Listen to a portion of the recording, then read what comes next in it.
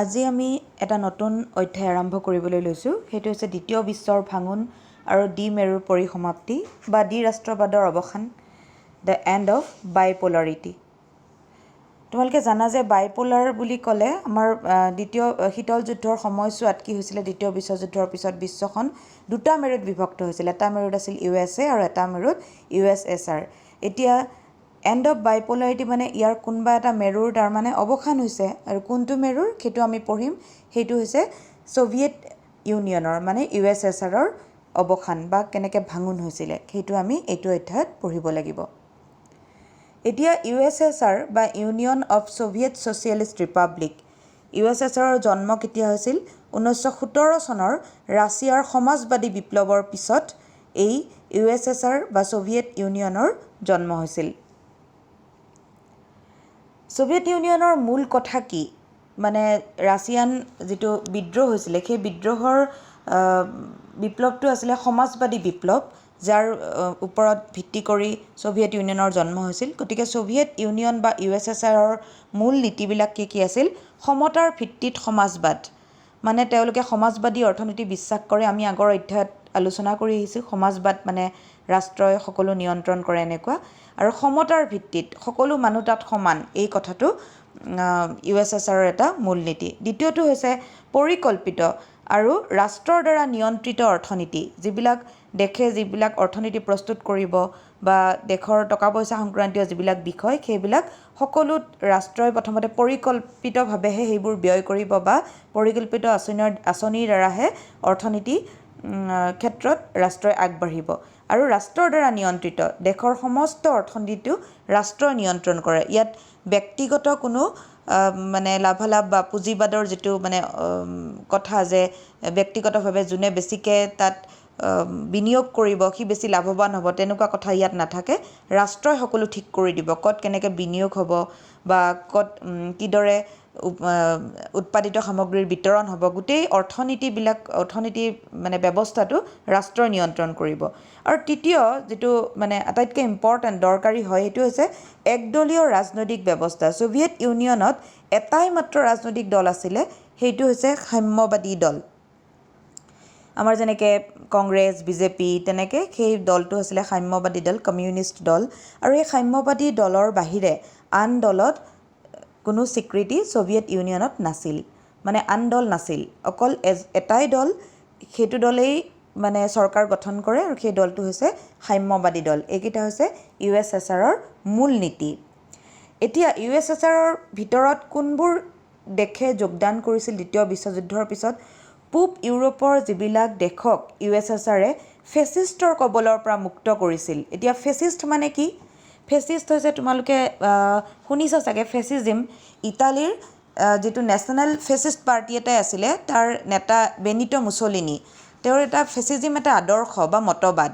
আৰু সেই আদৰ্শটোৰ মূল কথা হৈছে কি? স্বেচ্ছাচাৰী, মানে নিজৰ ইচ্ছাত চবকে শাসন কৰিব এজন নেতাই, আৰু উগ্ৰ জাতীয়তাবাদ, মানে জাতীয়তাবাদৰ এটা সীমাবদ্ধতা থকা উচিত। উগ্ৰ জাতীয়তাবাদে কি কৰে? আন জাতিক বা আন দেশক হিংসা কৰিবলৈ, বেয়া পোৱাটো বুজায়। উগ্ৰ জাতীয়তাবাদ আৰু স্বেচ্ছাচাৰিতা এই দুটা আছিল বেনিটো মুছলিনীৰ ফেচিজিমৰ মুখ্য আদৰ্শ। এই ফেচিষ্ট ভাৱধাৰাটো ইটালী, জাৰ্মানী, জাপান এইবোৰত আমি দেখিবলৈ পাওঁ। গতিকে সেই USSRে এই ফেচিষ্ট ভাৱধাৰাৰ অন্তৰ্গত যিবিলাক দেশ, সেই দেশবিলাকে কি কৰিছিলে? মানে মুক্তি বিচাৰিছিলে ফেচিজিমৰ পৰা সমাজবাদলৈকে। গতিকে USSRে সেই ফেচিজিমৰ কবলৰ পৰা তেওঁলোকক মুক্ত কৰিছিল, আৰু সেই দেশবিলাকে দ্বিতীয় বিশ্বযুদ্ধৰ পিছত USSRৰ লগত যোগ হৈছিল। এতিয়া USSRৰ নেতৃত্বত এই যে মিত্ৰজোঁটটো গঢ়ি উঠিল পূব ইউৰোপীয়ান দেশবিলাকক লগত লৈ, সেই দেশবিলাকক মিত্ৰজোঁটক একেলগে কোৱা হয় সমাজবাদী গোট বা দ্বিতীয় বিশ্ব, ছেকেণ্ড ৱৰ্ল্ড সমাজবাদী গোট বা দ্বিতীয় বিশ্ব। আৰু এই সমাজবাদী গোটটোক বা দ্বিতীয় বিশ্বক কোনে একত্ৰিত কৰি ৰাখিছিল? ৱাৰছ' পেক্টে। তোমালোকে জানা ৱাৰছ' পেক্ট মানে কাৰ বিৰুদ্ধে গঢ় লৈ উঠিছিল? সেইটো আছিলে নাটো। নাটো আছিলে প্ৰথম বিশ্ব বা কেপিটেলিষ্ট যিটো পুঁজিবাদী গোটৰ মানে এটা সংগঠন, আৰু তাৰ বিপৰীতে ৱাৰছ' পেক্টে কি কৰিছিলে? সমাজবাদী জোঁটটোক একত্ৰিত কৰি ৰাখিবলৈ সক্ষম হৈছিল। এতিয়া USSRত কেইখন দেশ আছিল আমাক যদি সোধে ছ'ভিয়েট ইউনিয়ন মানে সংঘ এতিয়া ইউনিয়নত কি কৰে 15খন স্বায়ত্তশাসিত দেশ আছিল USSRত 15খন স্বায়ত্তশাসিত প্ৰজাতন্ত্ৰ স্বায়ত্ত শাসন মানে নিজে নিজক শাসন কৰে কিন্তু তেওঁলোকে একেলগে থাকে মানে USSRৰ মানে গঠন কৰিছে আৰু তাৰ ভিতৰত 15খন বেলেগ বেলেগকৈ স্বায়ত্তশাসিত প্ৰজাতন্ত্ৰ আছে আৰু ইয়াৰ ভিতৰত আটাইতকৈ শক্তিশালী প্ৰজাতন্ত্ৰখন আছিল ৰাছিয়া এতিয়া দ্বিতীয় বিশ্বযুদ্ধৰ পিছত USSR কিয় শক্তিশালী হ'ল ইয়াৰ শক্তিশালী হোৱাৰ কেতবোৰ কাৰণ আছিল কেনেকৈ দ্বিতীয় বিশ্বযুদ্ধৰ পিছত আমেৰিকাৰ সমানে সমানে তোমাৰ ছ'ভিয়েট ইউনিয়নে আগবাঢ়িব পাৰিছিল প্ৰথমটো ধৰি লোৱা পাৰমাণৱিক অস্ত্ৰ আছিল সেইটো বেলেগ কথা সেইটো সামৰিক দিশৰ কথা কিন্তু তাৰ উপৰিও আৰু কিছু ভিতৰুৱা কথা ইয়াত জড়িত হৈ আছিলে সেইখিনি আমি ইয়াত আলোচনা কৰিম যেনে শক্তিশালী যোগাযোগ ব্যৱস্থা ছ'ভিয়েট ইউনিয়নৰ ভিতৰত যোগাযোগ ব্যৱস্থা ইমান শক্তিশালী আছিল যে বিভিন্ন দেশৰ বিভিন্ন চুকে কোণে ছ'ভিয়েট ইউনিয়নৰ প্ৰত্যেকখন প্ৰভিন্স বা প্ৰত্যেকখন প্ৰদেশৰ লগত যোগাযোগ মানে ৰখাটো একেবাৰে সহজ কথা আছিল ছ'ভিয়েট প্ৰশাসনৰ কাৰণে দ্বিতীয়টো হৈছে উন্নত যাতায়াত ব্যৱস্থা ছ'ভিয়েট ইউনিয়নৰ যাতায়াত ব্যৱস্থা ইমানেই উন্নত আছিল যে দেশৰ একেবাৰে পিছপৰা অঞ্চলৰ লগতো সহজে যোগাযোগ কৰিব পৰা এটা পৰিৱেশ তাত আছিল তাৰপিছত বৃহৎ সংখ্যক শক্তি আহৰণৰ তাত উপাদান আছিল যেনে তেল লৌ তীখা এইবিলাকৰ দ্বাৰা ছ'ভিয়েট ইউনিয়নে যথেষ্ট উন্নতি লাভ কৰিবলৈ সক্ষম হৈছিল তাৰ উপৰিও দেশৰ ভিতৰতে তেওঁলোকৰ উৎপাদন ব্যৱস্থাটো নিজা আছিল মানে দেশৰ ভিতৰতে তেওঁলোকে দৰকাৰী সামগ্ৰীবোৰ মানে সৰু আলপিন এটাৰ পৰা গাড়ীলৈকে বিভিন্ন মানে সৰু ডাঙৰ সকলো ধৰণৰ বস্তু তেওঁলোকে নিজৰ দেশতে উৎপাদন কৰি ল'বলৈ তেওঁলোক সক্ষম আছিল আৰু তাৰ উপৰিও দেশৰ প্ৰতিজন নাগৰিককে জীৱন ধাৰণৰ কাৰণে যিখিনি ন্যূনতম সুবিধা মানে অন্ন বস্ত্ৰ বাসস্থান এনেকুৱাবোৰ এইবোৰ ৰাষ্ট্ৰই যোগান ধৰিছিল তাৰ কাৰণে কোনো চিন্তা কৰিবলগীয়া হোৱা নাছিল দেশৰ জনসাধাৰণে ন্যূনতম সা সুবিধাখিনি ৰাষ্ট্ৰই তেওঁলোকক দিছিল তাৰ উপৰিও স্বাস্থ্য শিক্ষা শিশু পালন বা অন্যান্য যিকোনো জনকল্যাণমূলক সেৱাৰ যোগান কোনে দিছিল ৰাষ্ট্ৰই তেওঁলোকক দিছিল জনসাধাৰণক দিছিল সেইটো এটা কাৰণ আছিল আৰু একেবাৰে লাষ্টটো হৈছিল একেবাৰে শেষৰটো হৈছে ৰাষ্ট্ৰত কোনো নিবনুৱা নাছিল সকলো মানুহকে কিবা নহয় কিবা এটা কামত ৰাষ্ট্ৰই কি কৰিছিল নিয়োগ কৰিছিল গতিকে ৰাষ্ট্ৰত কোনো নিবনুৱা নাছিল এইকেইটা কাৰণত USSRে কি কৰিছিল দ্বিতীয় বিশ্বযুদ্ধৰ পিছত এখন শক্তিশালী ৰাষ্ট্ৰৰূপে বিশ্ব ৰাজনীতিত আত্মপ্ৰকাশ কৰিবলৈ সক্ষম হৈছিল এতিয়া এই USSR মানে ব্যৱস্থাটোৰ কিছুমান আমি সমস্যাও দেখিবলৈ পাওঁ তাৰ ভিতৰত প্ৰথমতে আমি ক'ব লাগিব USSRৰ যিহেতু মানে এখনেই মানে এটাই ৰাজনৈতিক দল আছিল গতিকে শাসন ব্যৱস্থাটো যথেষ্ট অগণতান্ত্ৰিক আছিল আৰু স্বেচ্ছাচাৰী শাসন আছিল মানে গোটেই শাসন ব্যৱস্থাটো আমোলাতান্ত্ৰিক আৰু স্বেচ্ছাচাৰী আছিল মানে এটা ৰাজনৈতিক দলে নিজৰ ধৰণে নিজৰ ইচ্ছামতে শাসন কৰিছিল অগণতান্ত্ৰিক বুলি এই কাৰণে কৈছে যে গণতন্ত্ৰৰ প্ৰথম কথাটো যে নিৰ্বাচন বা বহুদলীয় শাসন ব্যৱস্থা য'ত বেছিকৈ ৰাজনৈতিক দল থাকে তোমালোকে দশম শ্ৰেণী পাই আহিছা যে ৰাজনৈতিক দল যিমান বেছিকৈ থাকে সিমানে এখন দেশৰ গণতন্ত্ৰ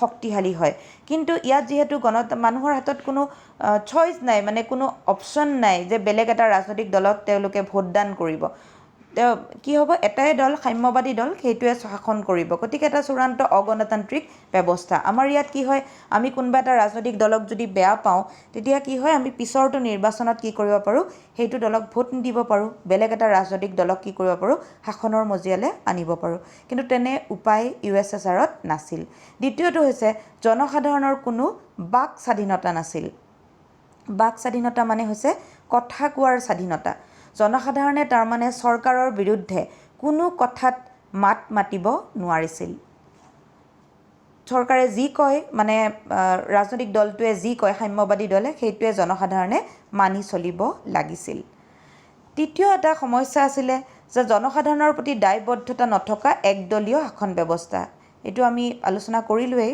যে জনসাধাৰণৰ প্ৰতি তেওঁলোকৰ কোনো একাউণ্টেবিলিটি বা দায়বদ্ধতা নাছিল কিয় দায়বদ্ধতা নাছিল আমাৰ ভাৰতৰ দৰে দেশত কি হয় জনসাধাৰণৰ প্ৰতি চৰকাৰ দায়বদ্ধ এই কাৰণে হৈ থাকে যে জনসাধাৰণৰ এটা মুখ্যম চাবি আছে এটা যে নিৰ্বাচন পিছৰটো নিৰ্বাচনত বেলেগ দলক ভোট দিব পাৰে। কিন্তু ইয়াত যিহেতু তেনেকুৱা কথা নাই, বাক স্বাধীনতাই নাই, তেওঁলোকে যি কয় সেইটোৱে আইনৰ লেখীয়া, গতিকে জনসাধাৰণৰ প্ৰতি তেওঁলোকৰ কোনো দায়বদ্ধতা নাই, জনসাধাৰণে প্ৰতিবাদো কৰিব নোৱাৰে। গতিকে সেইটো এটা প্ৰধান সমস্যা আছিল। আৰু এটা সমস্যা আছিল যে USSRখন যদিও 15খন সংযুক্ত প্ৰজাতন্ত্ৰৰ দ্বাৰা গঠিত হৈছিল, কিন্তু ইয়াৰ প্ৰত্যেকটো ক্ষেত্ৰতে ৰাছিয়াৰ আধিপত্য দেখিবলৈ পোৱা গৈছিল। এই প্ৰজাতন্ত্ৰ কেইখনৰ জনসাধাৰণৰ নিজস্ব কথা বা নিজস্ব ইচ্ছা আকাংক্ষা, আনকি সাংস্কৃতিক তেওঁলোকৰ যিটো সংস্কৃতি কালচাৰ, সেইটোকো সাম্যবাদী দলে কি কৰিছিল, ইমান গুৰুত্ব দিয়া নাছিল। ৰাছিয়াও এখন প্ৰজাতন্ত্ৰই হয়, 15খন USSRৰ প্ৰজাতন্ত্ৰ, কিন্তু ৰাছিয়াই সকলো বিষয়তে আধিপত্য প্ৰতিষ্ঠা কৰিছিল আৰু বেলেগ বেলেগ দেশৰ প্ৰজাতন্ত্ৰৰ যিবিলাক জনসাধাৰণ তেওঁলোকক সদায় অৱজ্ঞাৰ মনোভাৱেৰে চাইছিল। গতিকে সেই আন 14খন স্বায়ত্তশাসিত প্ৰজাতন্ত্ৰৰ জনসাধাৰণে নিজকে সদায় শোষিত আৰু অৱহেলিত বুলি অনুভৱ কৰিছিল।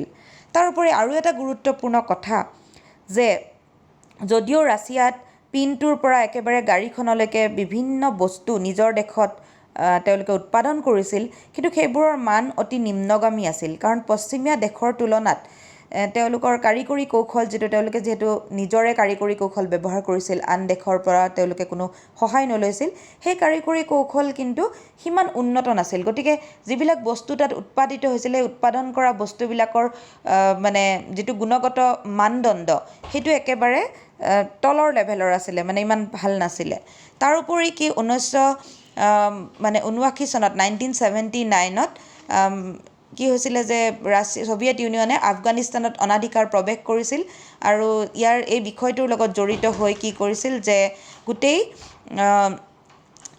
আফগানিস্তান আক্ৰমণ কৰি ছোভিয়েট অৰ্থনীতিটো তেওঁলোকে নিজেই দুৰ্বল কৰি পেলাইছিল।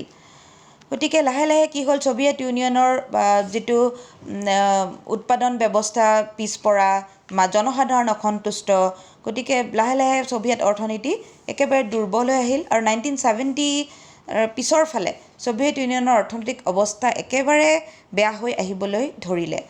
আমি এটা কথা মন কৰিব লাগিব যে ছোভিয়েট ইউনিয়ন যে ধ্বংস হৈছিল তাৰ মূল কাৰণ হৈছে কিন্তু জনসাধাৰণৰ অসন্তুষ্টি আৰু বিদ্ৰোহ। কোনো যুদ্ধ বা সামৰিক শক্তিয়ে কিন্তু USSRৰ পতন ঘটোৱা নাছিল। আমি পতনৰ সম্পৰ্কত আৰু ডিটেইলছ বহলভাৱে আমি পঢ়িব লাগিব। ইয়াত আমি বাৰ্লিন দেৱাল যিটো ভাঙিছিলে সেইটো কথা পঢ়িব লাগিব, যিটো তোমাৰ দ্বিতীয় বিশ্ব পতন বা ছোভিয়েট ৰাছিয়াৰ পতনৰ এটা অন্যতম কাৰণ আছিল, সেয়া পঢ়িব লাগিব। তাৰপিছত গৰ্বাচেভৰ শাসন সংস্কাৰৰ বিষয়ে পঢ়িব লাগিব। কিন্তু আজিলৈ এইখিনিয়ে যে তোমালোকে ছোভিয়েট ইউনিয়ননো কি আছিল এই বিষয়টো মই থুলমূলকৈ ইয়াত জনাবলৈ তোমালোকক চেষ্টা কৰিলোঁ। তোমালোকে কিতাপ মেলি ল'বা আৰু পঢ়ি চাবা।